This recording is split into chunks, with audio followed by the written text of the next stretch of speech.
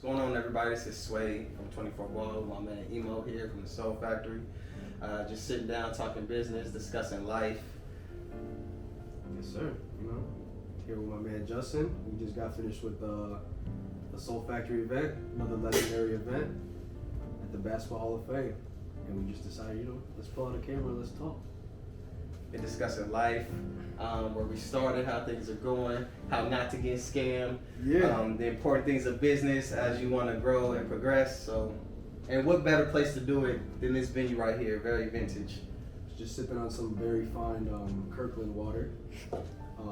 Shout out to Costco for that. Very inexpensive. Now I'm gonna ask you, Sway, because we dipped into reselling, right? And you said you got scammed a couple times. So what was the biggest amount of money that you lost at one time? I think the biggest amount of money I lost was around $1,000, and I think it was one of those. I knew it was too good to be true, but I wanted to make a deal to feel good about myself, right? Like I wanted to say, hey, like I'm finally making money. And I think one of the biggest things that we do in anything, we jump right in before we research. We don't invest in ourselves first, and we don't learn, and we don't sit down and dot our I's and cross our T's. And so that's exactly what I did, and I got scammed, and I felt terrible after it. Now, what did you get scammed like a fake pair, or the dude just didn't send you? Nah, he just didn't send his shoes. And here's the part, y'all gonna kill me for this. You guys are gonna kill me for this. So I initially paid $450, right? I can't even remember the shoes. And then he sent me a video of him dropping a box into UPS. And I'm like, all right, well, give me the tracking. And he was like, you gotta send the other $450 in order for me to send you I know. Yeah, I know. my bad. I know, it's okay. Yeah. And I sent him the other $450 to expect to get tracking that I knew I wasn't gonna get. And so I think like scamming, like anything else, it's a mindset thing. So before you jump into anything, you gotta invest in yourself. You gotta, whether it's YouTube, and this is the information age, right? So it's YouTube, it's contacting people, it's asking the questions, and you really have to spend the time and due diligence to do that so that you understand what it is you're doing. And so, after that, it hurt, because I would like to call myself street smart. I like to say I have common sense, and so that hurt, but I learned from my mistake, and so it didn't happen again. Now, was this one of the bigger, because I've heard of bigger resellers scamming. Honestly, they use their clout, they use their following, let's say 100,000 followers, and they pick on the people that have the 200 to 300, and I'll get back to them. Or maybe I'll pay, maybe I won't. Was it a bigger name that you were trying to buy these shoes on, or was it just it wasn't, but that's happened to me too. That's happened to me too from somebody who has big time influencers. And I won't mention his name. I'll tell you his name off camera. I'll show you his Instagram. I'll show you his Instagram, and I got scammed for a pair of ones, and just never sent tracking, never did anything. So it's one of the things you got to look for. But the thing is, like, getting scammed happens, right? Is, do you learn your lesson? And that's one of the biggest things. Do you learn your lesson, or do you continue down the same road, making the same mistakes? So I learned my lesson. So And it was fortunate for you that you don't do this full time. So for somebody, like you have a full time job, you have a family, so you're not so dependent on that $1,000 that you lost. Right. There's people that do this shit for full time, like me. Right. If I lost $1,000, I'm stressing. Bro. Oh, I was hurt. Stressing. Of course, $1,000 is $1,000. Right. Of course, but like that could be a lot, especially for a young kid that's coming up that not with a lot of capital. So right. I think doing your due diligence and finding the right people is key. And I don't really believe I think for me that's why I never got scammed, because I don't believe those reference posts. You know how like those are all big, comment and if we done business, like I didn't care if you had 500 reference. Right. I just did not feel comfortable. I think I've done 3 deals with people that I've never done business with, just because I had at least 3 other people on my back end that I know I did business with that vouch for them. Okay. And like I said, very, very rarely do I do that. But if you have a big following, and I know at least a couple people on my back end that can back you up, and maybe even know you like locally, so at least if you scam me, I can send some people towards you locally, then I'm gonna make that, I can feel at least a little bit more comfortable. But if you just Joe Schmo from Wyoming or something, and I don't know nobody out there, then that's just not happening. Now let me ask you a question. So we just got done with the event. Give me a lesson, an early lesson that you learned in the game that you've used to prepare you to where you guys are at now. Because I know you said scam, you don't trust people. I think that's a lesson we can all take that from, like, don't trust, get references, whatnot. What's something that you learned early on that you take with you as far as the event side or like reseller side? No, I mean, well, just in general. I mean, just in your business in general. Like you said, it's very hard to trust anybody, especially I feel like in this space. The space can be very cutthroat. People, it's very money hungry, I guess you could say, business as well. So it's hard to, and I feel like I'm a very good people reader, people skills. I feel like I have very good people skills. So it's very hard to distinguish. For the average person, it might be very hard to distinguish who's genuine and who's really out there just to try to make some money. So I will say that was my biggest challenge in going forward was, okay, I can't be going into business so guarded. Like, I gotta be able to let people show me that I can't trust them. Because if I just go in being like, I don't trust nobody here, then I'm gonna feel like so standoffish that no one's gonna want to do business with me. You never would have met 24.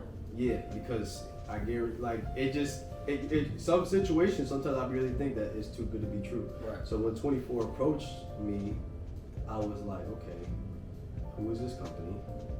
Why do they want to play basketball at our event? And y'all were just starting out, so it's not like you guys had much to show me what you guys were about at the time. So me, in my mind, I'm thinking, okay, I'm giving them this space. I can probably fit 6 to 8 tables there. If they don't show up, that's me losing $600 to $800, and like that's just how I thought of it as a mental standpoint. And then now I'm gonna look dumb where this little cutout of our venue is just got a little hoop, and then I'll either gotta knock it down or I gotta just make someone just start shooting and do something. Right. So what got you over that hurdle? What was it a determining factor? Did you break that down to me? I'm not gonna lie, bro. Y'all really helped me in that space break down that barrier. Because, and then even my business partner Sway, definitely, he's like, yo, you know what, man? If we get scammed for the $400, or if you fly an influencer out, because we never flew an influencer out. Ali was our first influencer that we flew out. If we just get scammed for the $300-400, bro, like, fuck it, you know what I'm saying? We took a chance, and at least and that was me. Like, I was so conservative of our money and our business, and y'all definitely helped me break that, because it's like I was so scared to take chances on it, because I didn't want to fail. Nobody wants to fail, but I guess you can't be afraid to fail at the same time. Right. Because like you said, that comes with growth, and you gotta learn from it. So then we took that risk, and it obviously came to what it is right now. A beautiful relationship and a partnership that will go on for a very long time. But if I kept that guard up the whole time and say, you know what, like, fuck it, like, nah, I can't do it because I just don't want to risk it. Who knows what our business would be standing at right now? Right. Who knows if we would even be pushing forward the way we are with the following that we have. So that definitely helped me, and even Sway as well. Going forward, just like, yeah, we need to, you just need to pipe down a little bit, man. We need to just take a step back, and not everyone's out there to get you. Right. So. Right. Let me ask you a question. The Hall of Fame. I want you to speak on that a little bit, because talking to you earlier at dinner, I didn't realize you guys had ties to the Hall of Fame the way you do. Yeah. It's kind of low-key a cheat code. Yeah. I'm not gonna lie, it's low-key a cheat code, but the Hall of Fame, not that you guys are doing your numbers, period. We're not gonna take anything away from that. Talk a little bit about how the Hall of Fame plays like a part in what you guys do there, as far as sneakers and everything else. So me growing up 10 minutes away from the Hall of Fame, I feel like we definitely took this place for granted. Before we even hosted these events in the Hall of Fame, I've probably been to the Hall of Fame 5-6 times. It's right down the road from me. Right. The only time I'd actually go is when the enshrinement, and we talked about the ties that I had. My pops works during the enshrinement. and drives the basketball players. So that's really the only time I cared about going. Yeah. Me and Shaq or Charles Barkley, Crazy. and all that. But then we thought about, as we were doing these events, we started in a parking lot, and then we went to another venue in downtown Springfield. We said, what would be a better event than hosting the sneaker event at the Hall of Fame? Right. The venue speaks for itself, and it sells itself, and you got some of the oldest shoes in there that sometimes people even have that are selling it there, but they're game worn by Jordan, Vince Carter, Tracy McGrady, like all these big crazy names that you don't even think of, and it's just beautiful for content, for videos, for pictures, and it's just legendary because it's never happened, and it's crazy to think that I've been here all my life, to think that no one's really asked the question or even made the effort to do it, because everyone always, oh, how'd you do it, man? How'd you even lock in the venue? Like, don't get me wrong, my dad played a big part in it, and talking to the right people, but then really taking a step back, like, it's not impossible. A lot of people want to be in this space. They see you on Instagram, they see you in person, and everybody, I'm sure, has the same question. You spoke on earlier about renting out the Hall of Fame. You know, everybody wants to do what you're doing. So take us back to the beginning. Like, where did you start? Was it a pair of Jordans? What was your first reselling experience? Like, how did this all come about? Okay, so I will say I've been reselling since I was about 14, 15. Back in freshman year, early middle school. I always was into sneakers, and but I never looked at it as more of a business mindset. I always looked at it as like, okay, if I flip make a couple of dollars, I can buy myself Jordans. So of course, my parents was never gonna to buy me the $200 Jordans, especially LeBrons, if we went for like $210, $220. That shit wasn't happening. And if it did happen, it was like a once a year thing, and then I'll just beat them up for the year. You know what I'm saying? But right. you want as many pairs as you can get. So then when I turned 16, I applied at Champs. I got into Champs as an employee, so now I got to not only get my retros, but I was getting them at a discount. Okay.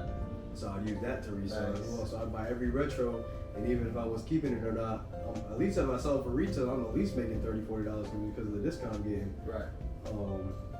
So then what really kicked it off to me was when the Concords dropped in 2011.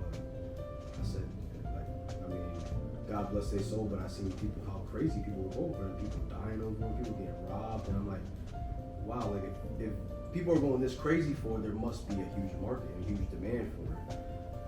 But then again, being young at 16, I still didn't understand the market of it. I resold, but then I didn't understand a business mindset of it. Fast track, went into the military, did 6 years in the military. Mind you, I sold my whole collection before I joined the military. It was like $12,000 worth of collection. I bought a car with it.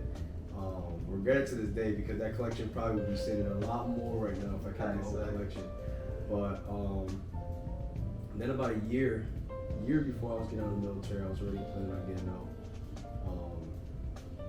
I seen the space of sneakers start to pick up again, and it just brought back that love that I had in high school when I was reselling, and I already knew. I had great customer service in that aspect. I knew the game. I already knew how to sell, how to buy. I already knew how to do all that, and I've been learning that at a young age. So I feel like if I revisit this passion, it's not going to be that hard for me for somebody that's like kind of like just starting out in the space. Right. So basically, what I started with about, I want to say 2000, 3000. Because I was in the military, so I was getting paid pretty well. It's obviously different than most stories where your kids are starting with like $200, $300. I got to, fortunately, was able to start with a few $1,000s. And honestly, what I started with big was raffles. Okay. That's how I started, man. I was like winning these. It would be like a Royal Toe, for example. And you were hitting consistently on the raffles? Because I'm a big gambler, man. I'm a huge gambler.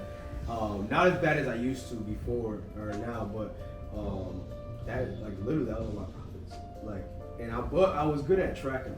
I would say if I played 5 raffles, I'll track my L's, my wins, and then at the end of the day, so if I won something, okay, I'll take that and then how much I sold it for and track that profit compared to my losses. So I was always up. So I didn't really care about the gambling part because I don't know if I was just lucky or something, but my wins always outweighed my losses. Okay.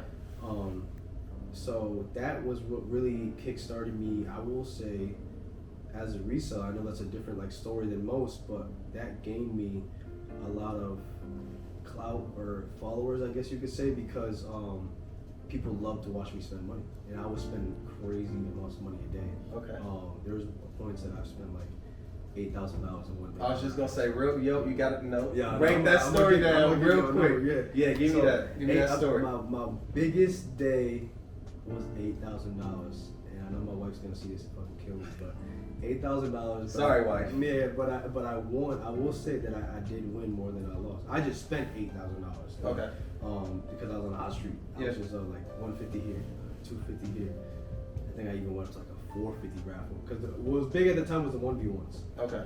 I put up 450, you put up 450. The shoe was worth $900 to $800, and then we basically gave that shoe worth $800 for $450.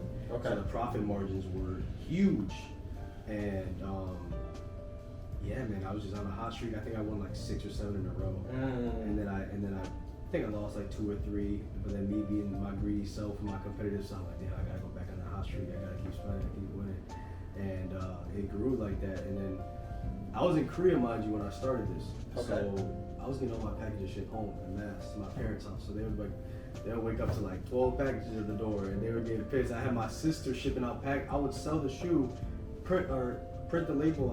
Make the label and then send it to her. She would print it out, ship my shoe. And you were doing this from Korea? From Korea. That's crazy. I had to teach her how to authenticate. I had to FaceTime. I'm like, yo, like put a black light on it, show me like make sure everything is good and all that stuff. So doing this all from Korea. Some packages I did get shipped out there, but overseas shipping takes it can take up to 2-3 weeks. So it's like, if I already have a shoe sold, or I can get a shoe sold, I might as well just ship it to mass and ship it stateside than to ship it all the way to me. But that is honestly how I gained like 2,000 or 3,000 followers within the first like 6 months of my life. That's exciting. The story right now is exciting. Yeah, so people love to. I'd join the lives. I'd get on these Rare Kicks and No Cap Code were big on raffles. Soul Reseller was big on raffles, and I would join and just spend money. And people would like. At the time, my resale name was Emo the Plug. Okay. Emo the Plug was my first resale account. My name. And shout out to the people that's been following you since Emo the Plug. So it's crazy because I've actually been. This is my 3rd resale name. Okay. A lot of people. I mean, I don't know if y'all know this, but my 2nd name from Emo the Plug was Who Paul Kicks. Who? Who Paul Kicks. Who Paul Kicks. Okay. And what's crazy about that, now that we're coming full circle, the reason why I had to change Who Paul Kicks is because the Hall of Fame actually contacted me and said that you're not allowed to use Who Paul because Who Paul's trademark, and we see that you're making money on Who Paul. That's how you know you're getting big time when somebody calls you and says no. I said, damn, like I know I'm in y'all backyard, bro, but like, I can't even use Who Paul, but I ain't making millions. Like, I'm making a few dollars here and there. So. How did that make you feel, real quick, when they told you that? That made me feel like I said, like when I was hungry to be like one of the top resellers out here, I was like, damn, I really got the attention of fucking the Hall of Fame. Like, right. That's crazy. Like, it's not like I had like 15,000 followers. I only had like 3,000 or 4,000 at that time. Right. And it's like to think that, because I think what happened was a lot of people from the Hall of Fame were buying off me. Not that I knew what their career field was, but it got into the noise. But then also what put a bug in their ear was my first event at the parking lot, I was still Who Paul Kicks. Okay. So when they seen, because this was before we even named it the Solefactory, it was just literally swap meet at Holyoke High School. There wasn't a real business name to it. And it was like hosted by Who Paul Kicks, hosted by JS Sneakers, and hosted by another buddy of ours, I Heart Kicks. So I think that's where it came from, and then Bug and I moved here, and they started hitting me up. So they made me change it. They basically said like, yeah, if you don't change it today, like we'll go on a cease and desist and see how much money you get. I said I'll change it right now. Yeah, right away. Yeah, I'm good on the legal side, so I'm like, no harm, no foul. I said, just give me a day for my followers to know that I'm changing my name, and give me about like 24 hours to think of something, because I had nothing on my mind. Okay, so transition into TSF, right? Yep, TSF. Okay, talk to us about that. So TSF, me and my buddy Sway, my business partner Sway, my Shout brother. out Sway. Yeah, we came together. He had his own resale account as well, doing the same thing, reselling. And we always had the vision to bring the community together. This is obviously during the pandemic, and we're still a little bit going through the pandemic. But I feel like just we went through too much with the pandemic. Okay. And we needed to get people together again. And that's really what the whole sole purpose of it is still to this day. Of course, we're here to provide a service. Of course, we're here to make money as well. But at the end of the day, I love seeing so many people under the same roof, sharing the same passion. That brings me so much more joy than anything else. And he shared that same love with me.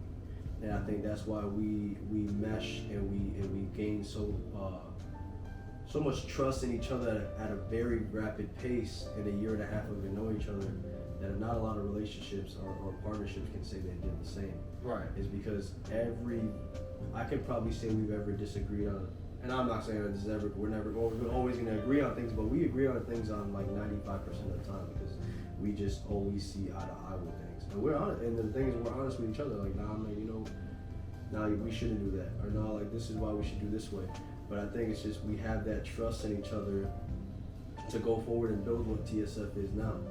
He trusted me and I trusted him, and I was scared, man. I was scared of sometimes going with a business partner because it can be tough trusting people. Man. Sure. But what we did was we both put up a certain amount of money together. We said, hey, we're gonna drop both of our reselling accounts. We're gonna come together. We're gonna put a certain amount of money together. We're gonna become one online store. And also resell it through the community, but we're also going to host these events. So your money's my money, my money's your money, and this is the business money and all that stuff. So that was very different, I guess you could say, and very, very hard to trust somebody. But then again, man, like when you gain that and you feel that connection with somebody, that goes such a long way, and it's been a brotherhood that I feel like can never be broken. Talk me through that day. Because we spoke earlier about trusting, and I know you mentioned how Sway has helped you out in your efforts into trusting more people. Talk me through that day when you guys say, you know what, today is a day where we're gonna join together. Like, what was the emotions behind that? Like, were we excited? Were we like a little scared? I mean, I'm sure all those things. Yeah, that was.